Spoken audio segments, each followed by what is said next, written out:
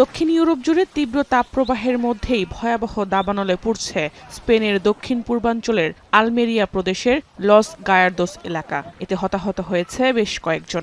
প্রদেশটির আঞ্চলিক সরকার জানায় কয়েকজনের দগ্ধ মরদেহ গাড়ির ভেতর থেকে উদ্ধার করা হয়েছে। প্রত্যক্ষদর্শীদের দাবি বিদ্যুতের লাইন ছিঁড়ে আগুনের সূত্রপাত। তবে আগুন লাগার কারণ এখনো নিশ্চিত করেনি কর্তৃপক্ষ। প্রায় 40 ডিগ্রি সেলসিয়াস তাপমাত্রার তাপপ্রবাহে স্পেন, ফ্রান্স ও পর্তুগালের বিভিন্ন এলাকায় দাবানল ছড়িয়ে পড়েছে।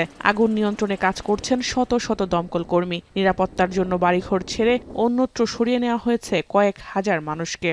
Cuando hay riesgo de extremo de incendios forestales, es activar siempre por protocolo a las 8:15 de la mañana los 11 cañones que hemos instalado antiincendios para poder bajar las temperaturas y poder generar corredores húmedos y más seguros.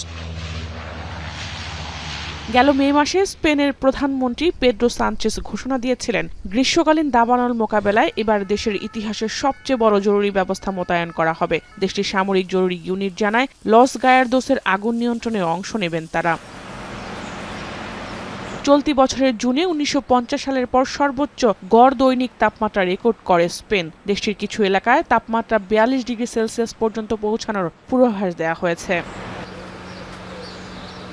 European forest fire information সিস্টেমের তথ্য অনুযায়ী গেল বছর স্পেনে 3,93,000 হেক্টরের বেশি এলাকা দাবানলে পুড়ে যায়, যা 2006 থেকে 2024 সালের গড়ের তুলনায় 6 গুণেরও বেশি। এদিকে তীব্র তাপপ্রবাহে পুড়ছে ফ্রান্স, জারি রয়েছে সর্বোচ্চ সতর্কতা। তীব্র এই তাপমাত্রায় শুকিয়ে গেছে দেশটির লের নদীর পানি। সামনের দিনগুলোতে ইউরোপে তাপপ্রবাহ ও দাবানলের ভয়াবহতা আরও বাড়বে বলে সতর্কবার্তা বিশেষজ্ঞদের। জাহানারা ভূঁইয়া, এখন বিশ্ব।